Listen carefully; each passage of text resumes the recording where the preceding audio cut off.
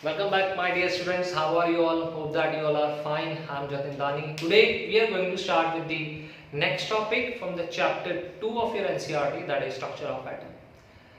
The topic that we are going to discuss today is totally based on Neil Bohr's model of an atom, which is also called Bohr's model of an atom. My dear students, we will discuss today that what are the circumstances that has forced Neil Bohr to create a model of an atom. मतलब कौन से ऐसे points थे जिन्होंने मतलब नील Bohr को बोला कि that you must create a model of an atom. तो उसी के बारे में आज डिस्कस करेंगे। तो हमारे पास जो आज का टॉपिक है that is called that development leading to Bohr model of an atom.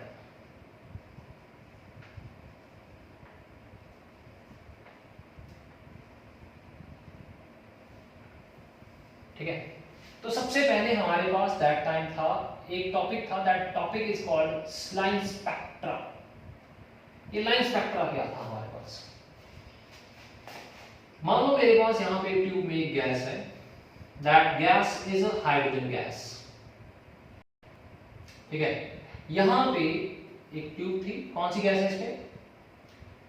Hydrogen gas is there.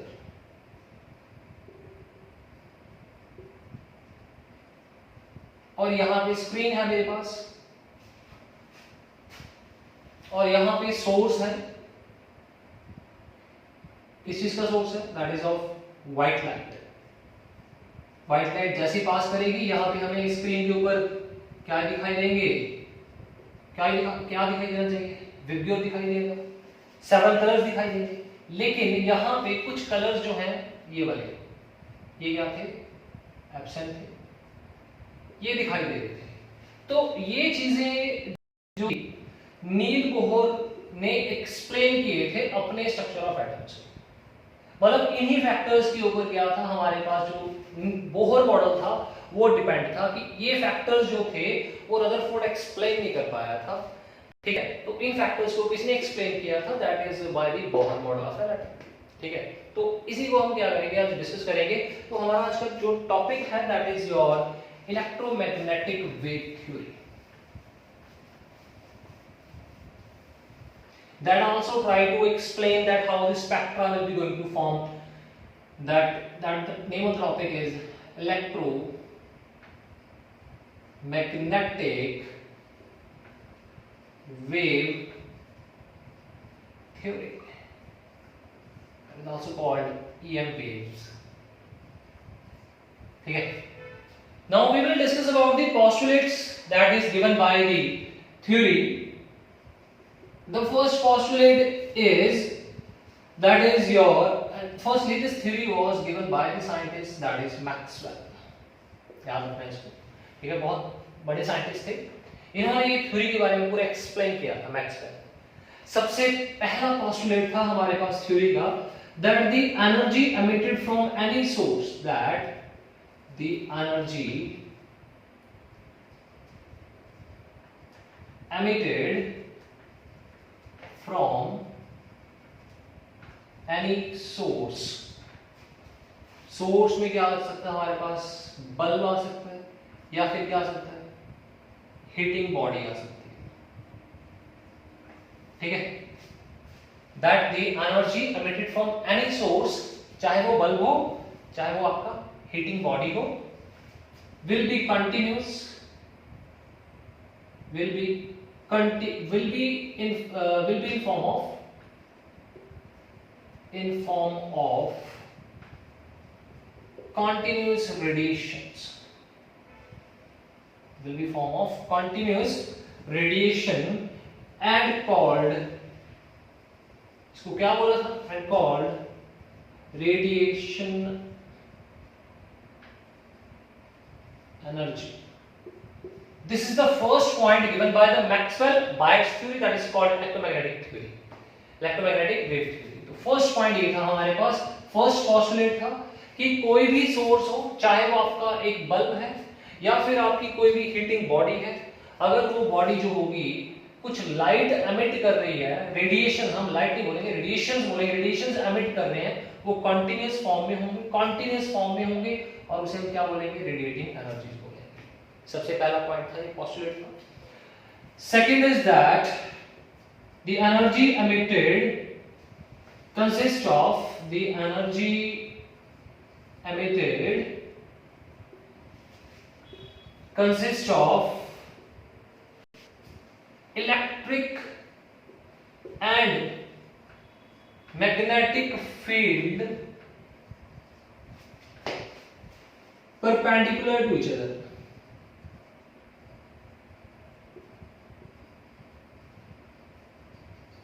Perpendicular to each other. ये कैसे पॉसिबल है, ये देखो यहाँ पे मान लो ये मेरे पास यहाँ पे ना perpendicular to each other along their propagation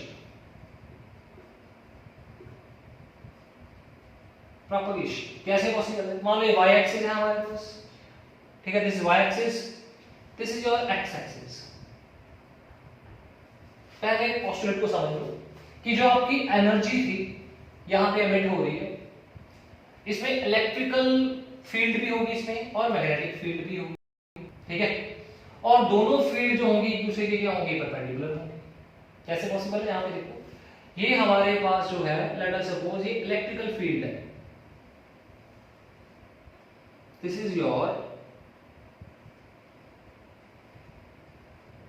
electric field, ठीक है। अब दूसरा कौन सा है, मैग्नेटिक फील्ड क्या है, 90 डिग्री के ऊपर है। कैसे, ये देखो ये ऐसे हो जाएगा,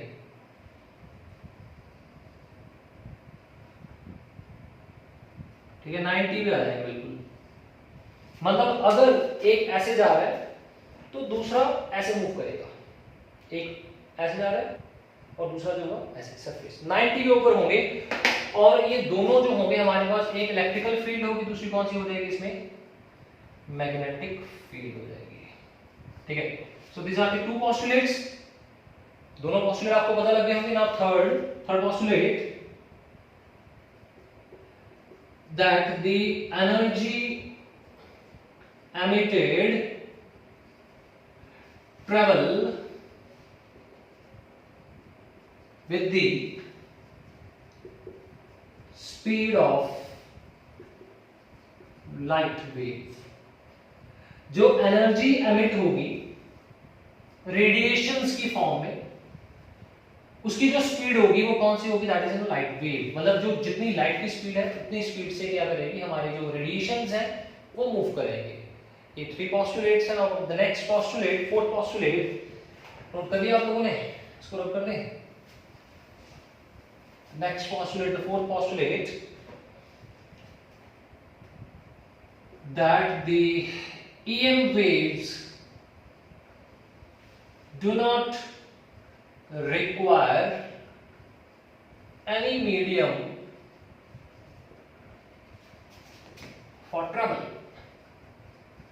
मतलब इनको ट्रेवल करने के लिए किसी भी मीडियम की कोई जरूरत नहीं है। मतलब ये हमारे पास 4 पोस्टुलेट्स थे, 4 पोस्टुलेट्स हैं, that is given by the EM wave theory given by the Maxwell।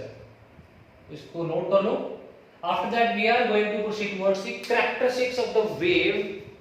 कौन सी वेव की बात कर रहे हैं, EM वेव की बात कर रहे हैं। पहले इसको नोट करो, फिर इसके बाद इसके कैरेक्टरिस्टिक्स के ऊपर चलते हैं। पोस्टुलेट्स को नोट करो, कर लिया नोट, करते रहो।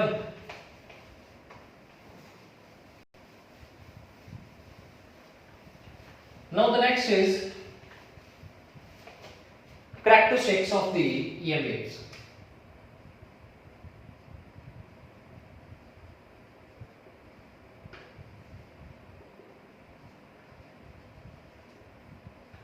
सबसे पहले हम एक वेव को है ड्रॉ कर लेते हैं, ठीक है, तो आपको अच्छे से क्लियर हो जाएगा।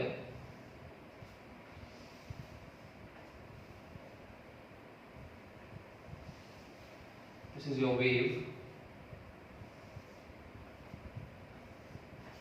you know very well this is crust and this is called trough, ठीक है। अपर पार्ट क्रस्ट बोलते हैं, लोअर पार्ट ट्रफ होगा। और यहाँ पे हमारे पास सबसे पहले ये जो वेव जा रही है हमारे पास इसके कैरेक्टर्स की बात करेंगे, सबसे पहला कैरेक्टर हमारे पास that is called wavelength, that is represented by the Greek letter lambda. ठीक है, लैम्डा बोलते हैं इसको, लैम्डा बोलते हैं। ठीक है, that is represented by the Greek letter lambda. अब जब वेवलेंथ की बात करेंगे तो what is the definition of wavelength? the distance between the two consecutive crust or two consecutive trough, मतलब कोई भी साथ में जो consecutive means कोई भी साथ में जो क्रस्ट है, क्रस्ट की बात करेंगे, कोई भी दो क्रस्ट के बीच का जो डिस्टेंस होगा या फिर ट्रफ के बीच का जो डिस्टेंस होगा उसको हम रिप्रेजेंट करते हैं लैम्डा के साथ, and this is called what? Wave length represented in units क्या हो जाएंगे, मीटर में हो जाएंगे हमारे पास। ठीक है, स्मॉलर यूनिट्स हैं हमारे पास, वो तो आपको पता है, सेंटीमीटर, मिलीमीटर, आर्मस्ट्रॉन्ग, नैनोमीटर में चले जाएंगे, लेकिन इसके ऐसे यूनिट्स क्या हो जाएंगे हमारे पास, मीटर्स आ जाएंगे। ठीक है, नेक्स्ट है हमारे पास that is called frequency.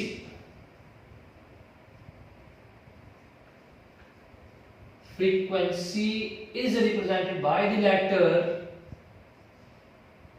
New, N nu.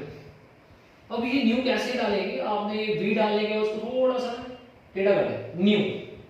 अब फ्रीक्वेंसी की डेफिनेशन क्या है हमारे पास? द नंबर ऑफ ऑसिलेशंस पर सेकेंड।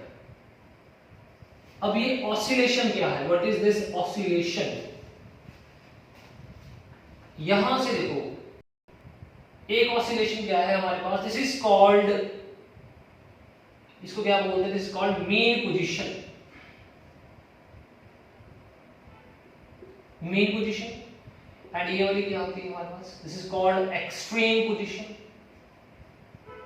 ठीक है, हम क्या करेंगे, यहां से चलते हैं, जब हमारे पास पहले मीन, फिर extreme, then mean, then extreme, then mean, तो मतलब यहां से लेके यहां तक, मतलब एक क्रस्ट आ गया, एक ट्रफ आ गया आपका, तो इसको क्या बोलते हैं, वन ऑसिलेशन बोलते हैं। जरूरी नहीं है कि एक क्रस्ट होगा, एक ट्रफ होगा, अगर हम इसको डिवाइड कर दें, अगर इसको अज्यूम कर लें कि दैट कंप्लीट जो हमारे पास एक ऑसिलेशन है ना, अगर उसको हम पाई कंसीडर कर लें, तो ये पाई बाय 4 हो जाएगा, एक पाई बाय 4 हो जाएगा, पाई बाय 4 हो जाएगा, ये भी पाई बाय 4 हो जाएगा।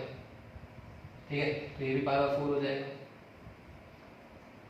मतलब आपके एक ऑसिलेशन में कंप्लीट पाई बनना चाहिए, वो कैसे भी बन सकता है। यहां अगर हम बात करें, यहां से इस पॉइंट से 1 pi by 4, 2 pi by 4, 3 pi by 4, यहां तक का डिस्टेंस, ये भी हम क्या कंसीडर करेंगे, वन ऑसिलेशन। मतलब आपका पूरा पाई कंप्लीट बनना चाहिए। ठीक है, ऑसिलेशन पता लग गया ना आपको क्या होगा। अब यहां पे क्या है, फ्रीक्वेंसी क्या है हमारे पास, frequency is number of oscillations per second. एक सेकंड में कितने ऑसिलेशंस है, यहां से चले यहां तक पहुंच गए, एक सेकंड में कितने ऑसिलेशंस हैं यहाँ पे, जस्ट ओनली वन ऑसिलेशन। कितने सेकंड्स में, 1 सेकंड में। तो इसकी फ्रीक्वेंसी क्या हो जाएगी हमारे पास, frequency will be 1 hz। hz क्या है हमारे पास, these are the units which is called hertz, hertz बोलते हैं। ठीक है, and this is the frequency 1 कैसे है, 1 सेकंड में 1 ऑसिलेशन। अगर यहां तक होता तो फिर 1.5 ऑसिलेशंस, फ्रीक्वेंसी 1.5 हर्ट्ज थी, लेकिन हमारे पास सेकंड यहां तक है, तो 1 हर्ट्ज आ जाएगा फ्रीक्वेंसी। जन क्लियर टू एवरीवन? ठीक है, वेवलेंथ भी पता लगी, फ्रीक्वेंसी भी पता लगी। अब आ जाओ, नेक्स्ट है हमारे पास third characteristics, that is called velocity.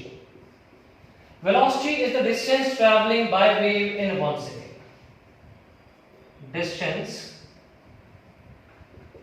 travel by wave in 1 second. एक सेकंड में कितना डिस्टेंस कवर किया, इतना डिस्टेंस कवर कर लिया, इतना डिस्टेंस कवर कर लिया। ठीक है, मतलब एक सेकंड में कितना डिस्टेंस कवर किया, वो उसको रिप्रेजेंट कर रहा है वेलोसिटी। मतलब अगर इतना डिस्टेंस मेजर आपने फाइंड कर लेना है, उसको डिवाइड कर दो 1 के साथ, तो वो आपकी क्या बन जाएगी, वेलोसिटी बन जाएगी। ठीक है, नेक्स्ट 3 कैरेक्टरिस्टिक्स हो चुके हैं, वेवलेंथ हो चुका है, फ्रीक्वेंसी हो चुकी है।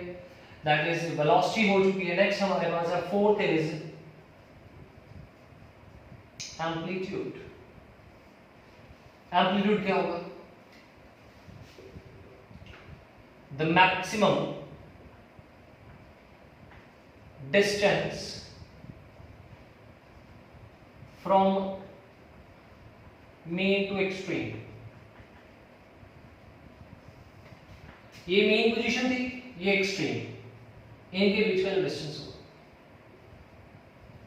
स्मॉल ए से रिप्रेजेंट करेंगे इसको। ठीक है, वेलोसिटी को v से रिप्रेजेंट करेंगे, इसको स्मॉल ए से रिप्रेजेंट कर देंगे। ये फोर्थ कैरेक्टर था। नेक्स्ट हमारे पास है that is your fifth character, wave number, that is the number of wave present in 1 centimeter length। 1 centimetre length में कितनी वेव्स हैं हमारे पास? ये वेव है। 1 सेंटीमीटर में कितनी वेव्स होंगी, वो किसको रिप्रेजेंट करेगी? वेव नंबर को। ठीक है, अगर फॉर्मूला की बात करें, पहले इसको रिप्रेजेंट की बात करते हैं, रिप्रेजेंट करेंगे v के ऊपर बार आ जाएगा इक्वल टू 1 बाय लैम्डा। इसके यूनिट्स हो जाएंगे पर सेंटीमीटर, पर सेंटीमीटर। ठीक है, ये इसके 5 कैरेक्टरिस्टिक्स हैं और यहां पे एक रिलेशन भी होगा इनके बीच में। रिलेशन इज दैट प्रैक्टिस में we know that speed is equal to distance by time. ठीक है, यहां पे ये जो फ्रीक्वेंसी है ये 1 बाय टाइम पीरियड होगा, 1 बाय टाइम पीरियड। ठीक है, टाइम पीरियड क्या है? The time taken to complete one oscillation. एक ऑसिलेशन को कंप्लीट करने के लिए कितने सेकंड्स लगे?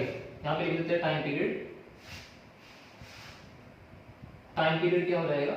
It is represented by letter T, time taken to complete one oscillation. एक ऑसिलेशन को कंप्लीट करने के लिए कितना टाइम लगा? That is called time period, which is represented by the letter T से रिप्रेजेंट करेंगे। और t जो है वो फ्रीक्वेंसी का क्या हो जाएगा? रेसिप्रोकल, दैट इज यहां पे आ जाएगा nu is equal to 1 by T. इसको याद रखना फॉर्मूला। ठीक है, तो यहां पे देखो speed is equal distance upon time, तो यहां पे स्पीड को क्या लिख सकते हैं? Distance into 1 by time. Distance क्या है? लैम्डा। स्पीड जो है इसको रिप्रेजेंट कर देंगे c के साथ। डिस्टेंस क्या हो जाएगा? लैम्डा। इसको क्या बोलेंगे? फ्रीक्वेंसी। ये रिलेशन बन गया। Speed is equal to wavelength into frequency. So these are the characteristics of a wave. My dear students, please इसको note करो जल्दी से।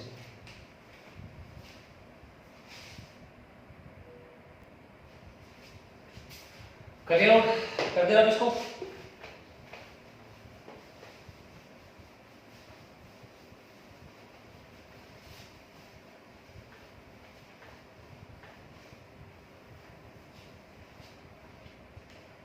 So dear students, one numerical is there based on the topic. Please note the statement. Calculate wave number. Calculate wave number. पहले तो ये calculate करना है। And frequency. Frequency of yellow radiations. Yellow radiations की आपने क्या कैलकुलेट करनी है? फ्रीक्वेंसी ऑफ वेवलेंथ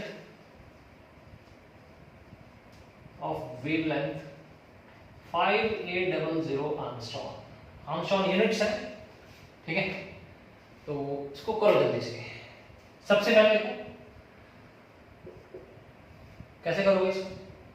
सिंपल, आपको वेवलेंथ दे रखा है यहाँ पे, मतलब आपको लैम्डा की वैल्यू दे रखी है, that is 5800 angstrom. You want to convert it to the meters, you can कैसे करोगे? 5800 multiply by 10 raised to power minus 10 meter, because 1 meter is equal to 10 raised to power 10 angstrom. पहले हमने इसको metre में convert कर लिया, lambda find कर लिया। अब इसका वेव नंबर कैसे फाइंड करोगे? Wave number is equal to 1 by lambda. इसकी वैल्यू आपको पता ही कितनी है, 5800 into 10 raised to power minus 10। तो ये 10 raised to power 10 ऊपर चला जाएगा, 5800, ठीक है। तो ये आ जाएगा हमारे पास 1 2 3 4 00, 10 raised to power 10, ये कैंसिल हो गया। इसका आंसर आ जाएगा 1 पॉइंट समथिंग आ जाएगा, 1.72, यहाँ पे 6 आ जाएगा, सॉरी 4 0 यहाँ पे 10 power 6।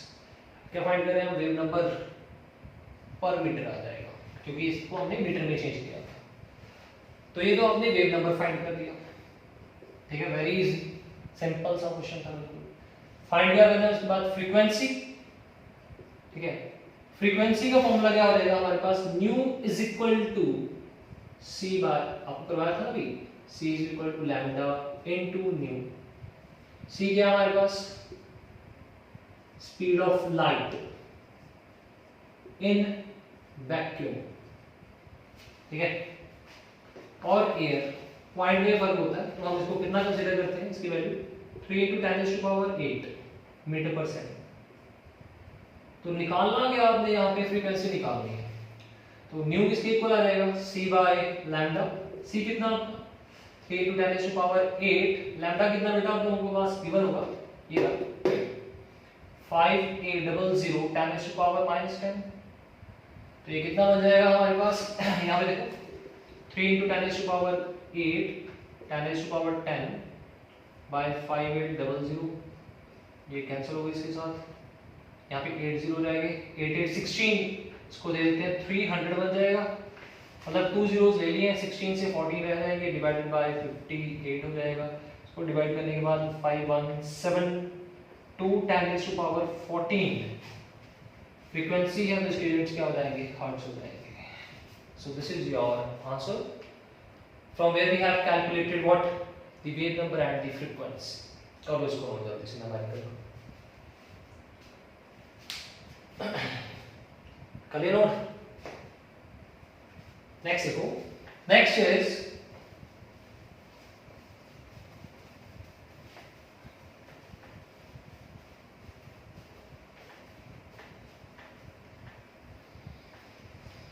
electromagnetic spectrum।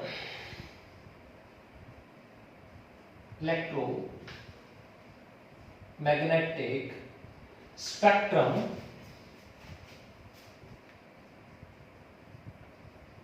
now we will discuss about this electromagnetic spectrum।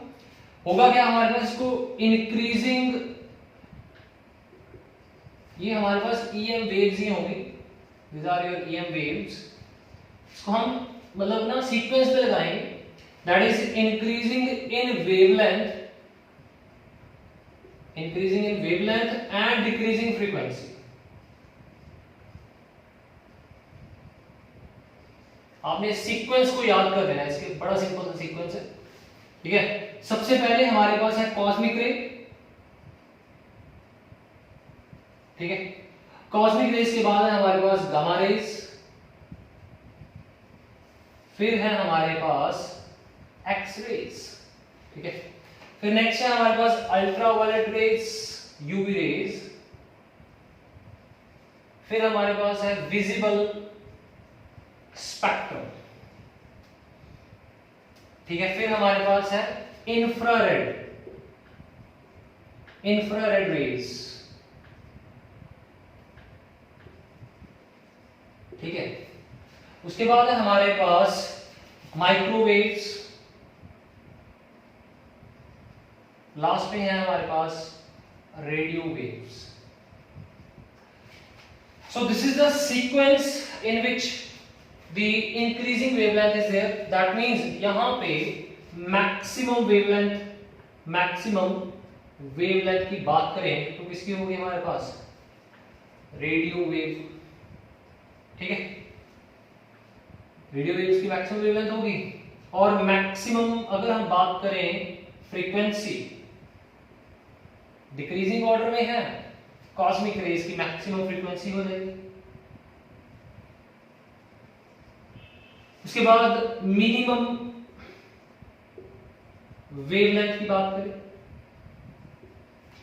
Minimum wavelength cosmic रे की हो जाएगी, ठीक है। एंड मैक्सिमम वेवलेंथ किसकी हो जाएगी, रेडियो वेव्स की हो जाएगी। इसको नोट करो, complete spectrum is there. Now next is, कौन से ऐसे कारण थे जिनके कारण हमारे पास जो ईएम वेव थ्योरी है वो फेल हो चुकी थी, उसके बारे में डिस्कस करेंगे। पहले इसको नोट करो, what are the reasons due to which the EM wave theory will are not going to be ना, हमने अभी कंसीडर नहीं की थी, it's not supported, we are going to discuss about that.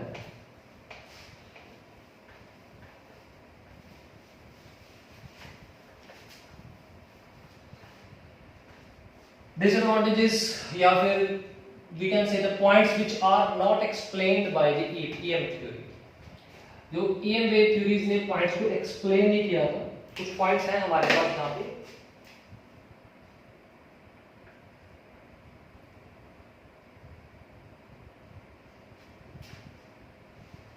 cannot able to explain following, ये कुछ points हैं जिनको ईएम वेव थ्योरी एक्सप्लेन नहीं कर पाए थे। सबसे पहला पॉइंट जो है हमारे पास, that is black body radiations. ये डिस्कस करेंगे, ठीक है। ये ब्लैक बॉडी रेडिएशंस क्या थे हमारे पास, they are the complete absorber and reflector थे हमारे पास। तो इसको नेक्स्ट वीडियो में हम क्या करेंगे, डिस्कस करेंगे। सेकंड जो था हमारे पास, that is the photoelectric effect, इसको भी एक्सप्लेन नहीं किया था, ठीक है। उसके बाद नेक्स्ट था हमारे पास सी ऑप्शन जो था जिसको एक्सप्लेन किया, that is variation of heat capacity,